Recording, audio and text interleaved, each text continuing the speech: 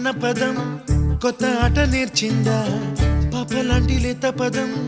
పాఠశాలగా కూనలమ్మ జానపదం